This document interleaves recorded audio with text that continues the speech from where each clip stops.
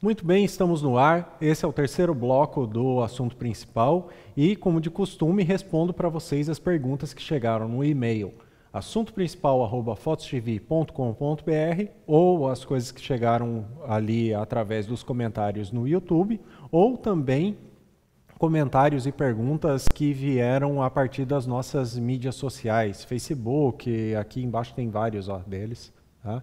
Então são as maneiras de você se comunicar com nós, não faltam maneiras, né? Então mande sua pergunta, mande sua sugestão, comentário, tudo que você quiser saber a respeito de fotografia e que tiver ao nosso alcance, tentamos resolver, certo? E o que eu tenho aqui hoje são quatro perguntas que chegaram no e-mail e a primeira delas é do César Augusto. O que é efeito panning na fotografia e como fazer? Muito bem, César. É o seguinte, panning é uma técnica que consiste do alinhamento da câmera com o movimento do objeto. Digamos que você tenha aqui um objeto se movimentando. Aí você pega a câmera e aponta para esse objeto e acompanha o movimento. Relativamente, o objeto estará parado na sua fotografia se você sincronizou o seu movimento com o dele. Isso é panning. Se você fotografar um objeto em movimento e não sincronizar o movimento, esse objeto vai aparecer mexido na sua fotografia. Quando você sincroniza, o fundo vai aparecer mexido na tua fotografia e não o objeto. Basicamente isso é o efeito panning. Vamos tentar fazer um efeito panning rapidinho aqui.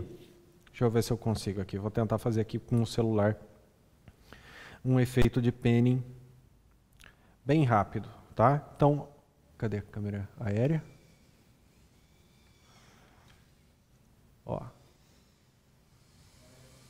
Liguei aqui, o celular está na câmera, tá? E vou colocar aqui, uma velocidade razoavelmente baixa, certo? Eu vou colocar aqui 1 para 20. 1 para 20 eu acho que está bom. E vou deixar ISO 200. Tá? Agora o que eu vou fazer é o seguinte, vou apoiar, está dando para ver ali, vou apoiar o celular no meu braço e vou movimentar ele assim. Ou seja, está sincronizado, porque as coisas estão ligadas. Certo? Num panning oficial, assim, um panning que você faz de verdadeinha mesmo, não está ligado, mas você tenta fazer o sincronismo. Tá? E enquanto eu estou fazendo um movimento, eu vou disparar a fotografia. Deixa eu fazer foco na minha mão aqui primeiro. Ok. Momento de concentração agora. Vamos ver se saiu.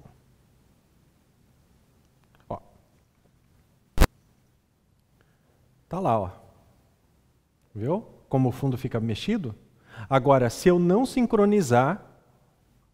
Vamos fazer isso não ficar de cabeça para baixo? Agora ficou muito melhor. Eu estou ficando bom nisso.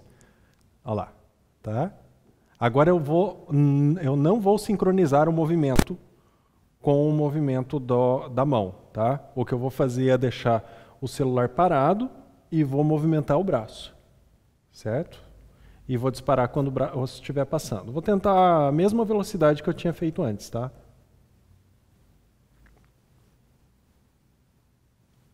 Olha lá. Então você tem aqui o fundo, que é o restante ali do estúdio, parado. E a mão se movimentando. E na fotografia anterior... Achei aqui já. Na fotografia anterior, o braço parado e o fundo mexido. Isso é panning. Certo, meu caro César Augusto? Isto é panning. Então, se você quiser fazer um panning, você tem que usar uma velocidade que seja relativamente baixa em relação à velocidade do movimento do objeto e precisa sincronizar o movimento da câmera para que relativamente também você tenha o objeto parado em relação ao fundo mexido. Quer um exemplo disso? Aqui, Essa fotografia aqui eu fiz de uma etapa da Stock Car. Eu fiz ela usando a técnica do penning, então acompanhando a câmera com a velocidade do movimento do carro e usei uma velocidade, aqui ó, vou mostrar para vocês as informações do arquivo, 60, ó, 1 para 60 segundos, com F22 e uma 300 milímetros. O ISO não está aparecendo aqui, porque é coisa do Windows, mas é ISO 200, tá? E foi feito com uma Nikon D700, tá? Isso foi em 2012, olha só como eu estou ficando velho, que coisa, não? Bom, o fato é que se você vai fotografar um penning de uma pessoa andando, você vai ter que usar ali uma velocidade muito baixa, tipo 1 para 5, 1 para 10. Se você vai fotografar um penning de um carro de Stock Car, você vai ter que usar 1 para 60. Se você vai fotografar um penning de um carro de Fórmula 1 na reta, você vai ter que usar 1 para 200. Ou seja, a velocidade do penning é relativa. Então, em alguns lugares você pode ler lá que penning é feito com baixa velocidade. Não é bem assim, meu amigo. Você tem que usar uma velocidade compatível com a velocidade do objeto. Ou seja, penning de objetos muito rápidos vai ter que subir a velocidade. Senão você não consegue sincronizar, simplesmente é uma tarefa muito difícil, entendeu? Não tem como sincronizar. Agora, o que pode facilitar a sincronização do teu movimento? Você está com a câmera num tripé ou num monopé. Se você está com a câmera num monopé, você está segurando o monopé aqui embaixo, ó, e você só faz o giro. E num tripé também, ball head, tá? Você trava o movimento da cabeça e abre o movimento do giro panorâmico. E aí você faz o movimento e vai sair perfeito. É muito fácil de fazer. Como viram, eu fiz com o celular, tá? Vai aí na rua, na frente da tua casa, pega o teu celular mesmo, se você tem controle manual nele, coloca umas velocidades e vai testando. Conforme vai passando os carros, você vai tentando fazer as fotografias. Ah, mais uma coisa. Fotografa com disparo contínuo, aquele sequencial que faz várias fotos por segundo, também ajuda bastante, porque aí você vem sincronizando o movimento lá atrás do carro e quando ele está na posição perfeita, você tem a foto com o sincronismo máximo. Começa bem antes e termina bem depois, que aí o meio você acerta. Não deixa para disparar a hora que o carro ou o objeto está em cima e nem para de disparar a hora que ele está em cima. Isso facilita o movimento ser mais fluido, mais contínuo e aí o teu penning vai ficar uma maravilha, beleza? Ótima técnica para se brincar com fotografia e também para fazer coisas fora do padrão comum, com qualquer coisa que você imaginar, qualquer tema de assunto em movimento, o penning é legal, ok? Muito bem. Paulo Mendonça. Tem uma câmera cropada T5i e gostaria de uma lente boa para retrato. Tá? A T5i é a câmera de entrada da Canon e é uma câmera cropada, obviamente. Então você tem que fazer sempre a conversão do fator de corte. É super importante, tá? No caso da Canon, 1,6. Para todas as outras câmeras é 1,5. O que isso significa?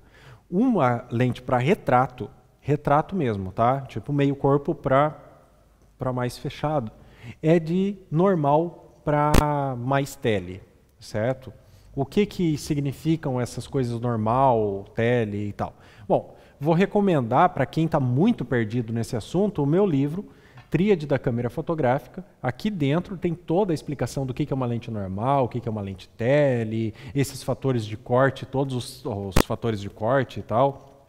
Inclusive vou abrir aqui num ponto o livro que fala justamente sobre essa questão da distância focal.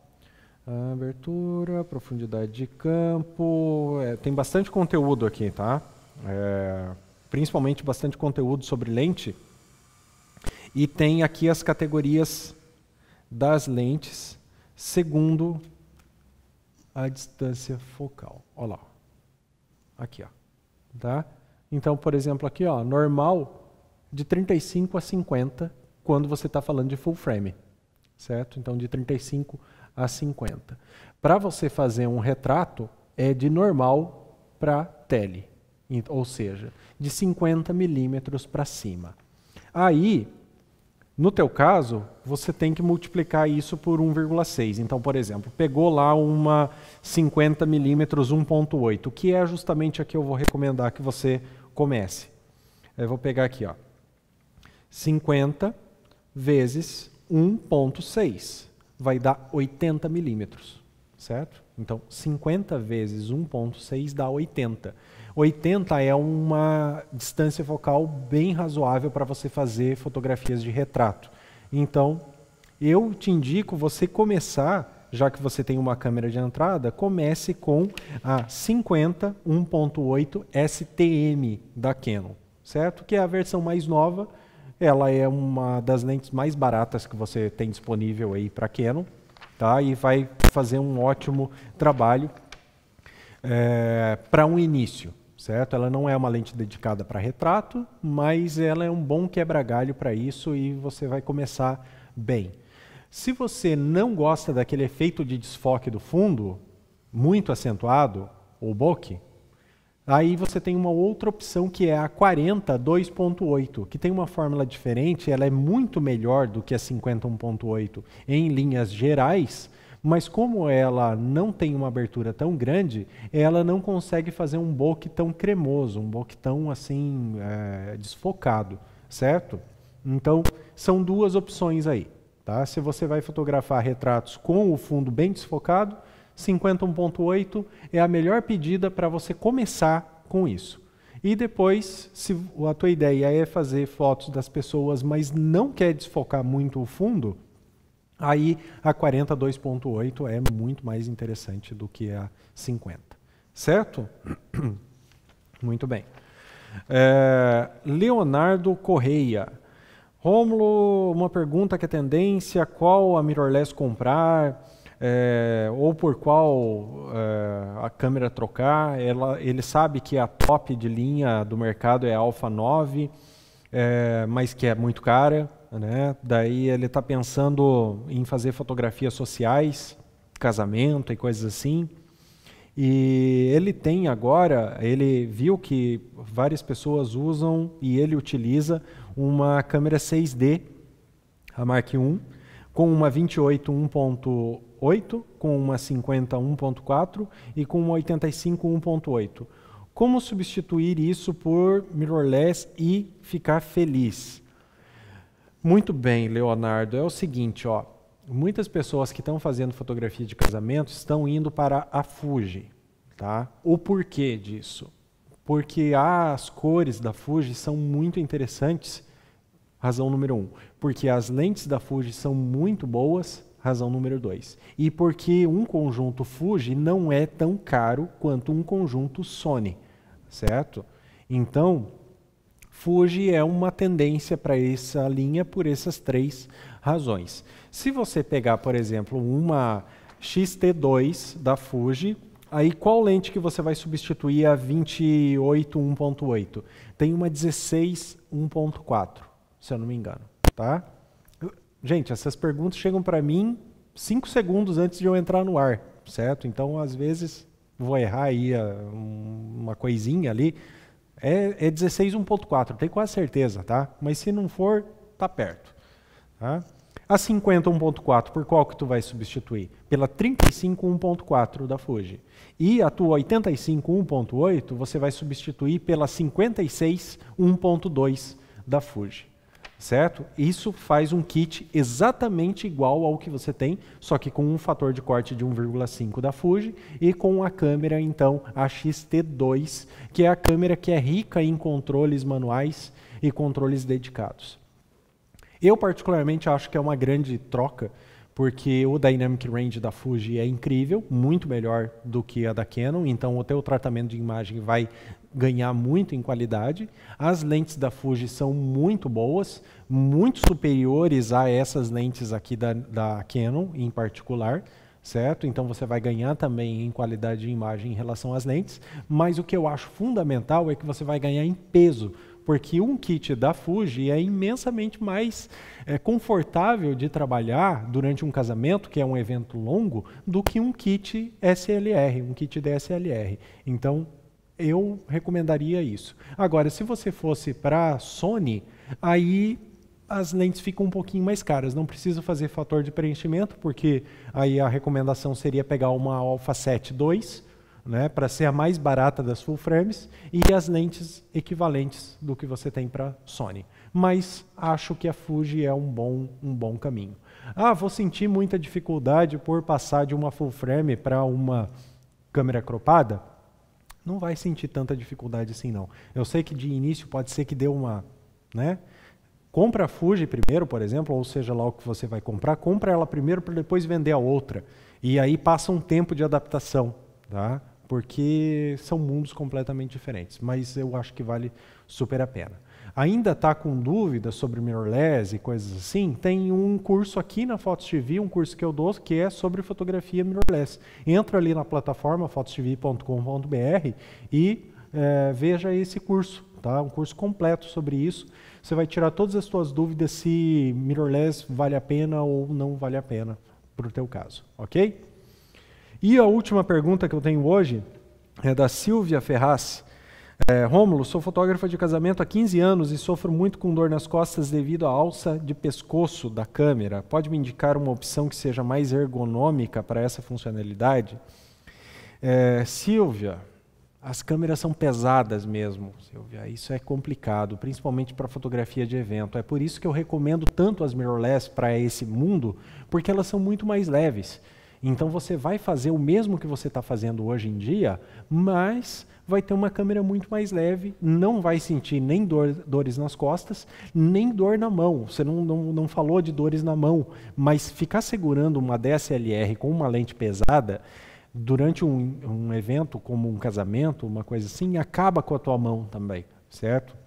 Então uma câmera mais leve é a melhor solução. Agora, o que ergonomicamente pode funcionar bem para ti?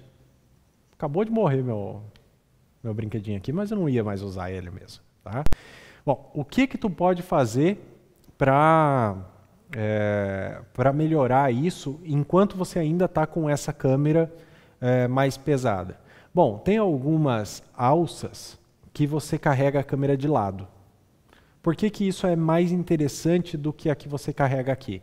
Porque você pode trocar o lado. Então você passa um tempo com ela desse lado, depois passa um tempo com ela desse lado, e a câmera fica pendurada aqui do lado, certo? Isso pode ser interessante, já vi vários fotógrafos de evento trabalharem dessa maneira. Outra é um cinto em que você acopla a câmera no cinto, certo? Eu não sei se essa é uma boa ideia, porque você não consegue ficar com a câmera na mão. A da alça, você fica com ela na mão, e quando aparece algo para fotografar, você levanta. A do cinto, você tem que desbloquear ele do cinto ou bloquear ele no cinto. Isso aí, pode ser meio estranho fazer isso, principalmente se você já está acostumado a ter a câmera sempre na mão. Só pega ela e levanta. Agora, essa da alça do lado é a ideia mais interessante. Agora, melhor mesmo é diminuir o peso do equipamento. Isso é o que faz mais diferença e realmente é o que resolve. Porque o problema é o peso e não como a câmera está colocada. O problema é que as câmeras são muito pesadas, principalmente as DSLR. Agora, uma mirrorless é levinha, as lentes são menores e a tendência é que a maioria dos fotógrafos de evento daqui para frente comecem a trocar por esse tipo de equipamento, porque realmente faz uma diferença enorme no final do evento. Certo? Deixa eu ver. Eu acho que é isso. Tá? Não tem como fazer muito mais milagre do que isso. Alça de lado vai ajudar bastante e diminuir o peso da câmera. Ok? Muito bem, isso é o que eu tinha para falar para vocês hoje. Vou dizer novamente, para não perder o costume, mande suas perguntas para assuntoprincipal@fotostv.com.br. Mande suas perguntas para as mídias sociais da Fotos TV, incluindo comentários aqui no vídeo do YouTube. Vocês sabem que O último bloco eu sempre respondo as perguntas que vêm até mim e que esse bloco é aberto a todos os nossos amigos para que todos possam compartilhar das informações. E o programa Assunto Principal e o programa Odisseia Fotográfica estão lá dentro da plataforma Fotos TV para você, meu caro amigo assinante, poder assistir e ter conteúdo sempre. Toda semana tem alguma coisa nova para vocês, além dos cursos que já é de costume vocês acompanharem aqui com a gente. Ok? Me despeço, até o próximo. Tchau!